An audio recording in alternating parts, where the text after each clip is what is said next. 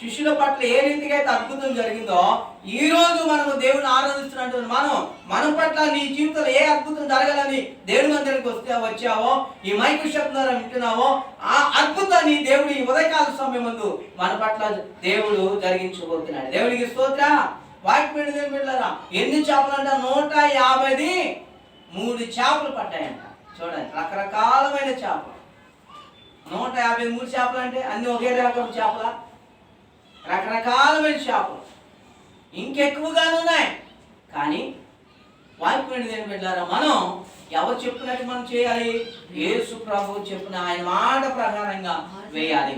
మనం ఎంత ప్రయాసపడినా, ఎంత నలిగిపోయినా, ఎంత కష్టపడినా, ఎంత శోధన అనుభవించినా, మనం ఆయన మాట ప్రకారం నడిచినప్పుడు సంతోషకరమైన జీవితాన్ని దేవుడు మనకి ఇస్తాడు. ఈ రోజు శ్రమ పడుతున్నాం, ఈ రోజు బాధపడుతున్నాం, రేపు దినాన నీ జీవితంలో అద్భుతాన్ని, సంతోషాన్ని ఇవ్వబోతున్నాడు.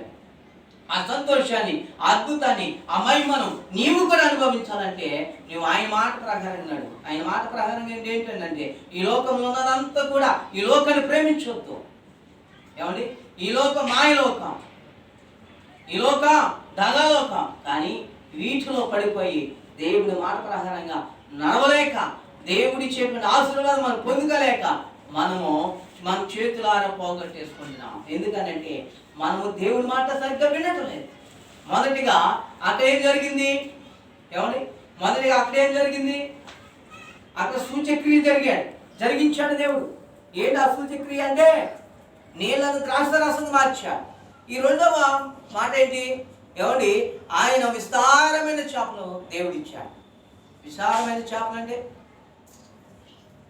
ఒకప్పుడు దేవుడి మందిరం ఇక్కడ మొదలుపెట్టాం. మొదలుపెట్టిన తర్వాత ఫస్ట్ చేపలు అనగా